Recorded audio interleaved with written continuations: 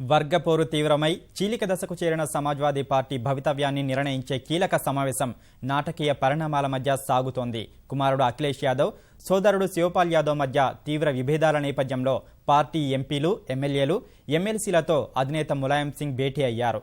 లక్నవూలోని SP ప్రధాన కార్యాలయంలో జరుగుతున్న ఈ సమావేశానికి ముఖ్యమంత్రి అఖిలేష్, ఉత్తరప్రదేశ్ పార్టీ అధ్యక్షుడు శివపాల్ యాదవ్ హాజరయ్యారు. అఖిలేష్ను పార్టీ శాసనసభాపక్ష నేత పదవి నుంచి ములాయం తప్పిస్తారన్న ఊహాగానాలు, ఆయన కొత్త పార్టీ పెడతారన్న వార్తల మధ్య ఉత్తరప్రదేశ్ ముఖ్యమంత్రి ఉద్వేగపూరిత ప్రసంగం చేశారు. ఓ దశలో కంటతడి పెట్టిన అఖిలేష్ తాను కొత్త పార్టీ పెట్టే ప్రసక్తే లేదని స్పష్టం చేశారు. ములాయం కోరుకుంటే ముఖ్యమంత్రి పదవి నుంచి తప్పుకునేందుకు సిద్ధమని అఖిలేష్ ప్రకటించారు. ములాయం నమ్మిన వ్యక్తికి ఆ బాధ్యతలు అప్పగించవచ్చని సూచించారు. తర్వాత మాట్లాడిన శివపాల్, అఖిలేష్ కొత్త పార్టీ పెడతానని తనతో అన్నట్లు చెప్పారు. అబద్ధాలు చెప్పేవారిని సహించలేమన్న శివపాల్ 2017 ఎన్నికల్లో విజయం కోసం పార్టీ కార్యకర్తలంతా అంకితమై పనిచేయాలని పిలుపునిచ్చారు.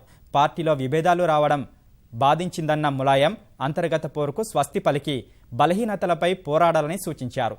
శాసనసభ ఎన్నికలకు ముందు అధికార సమాజ్వాదీ పార్టీలో జరుగుతున్న ఈ పరిణామాలు ఉత్తరప్రదేశ్ రాజకీయాలని ఎలాంటి మలుపు తిప్పుతాయన్న అంశంపై ఆసక్తి రేకెత్తిస్తున్నాయి.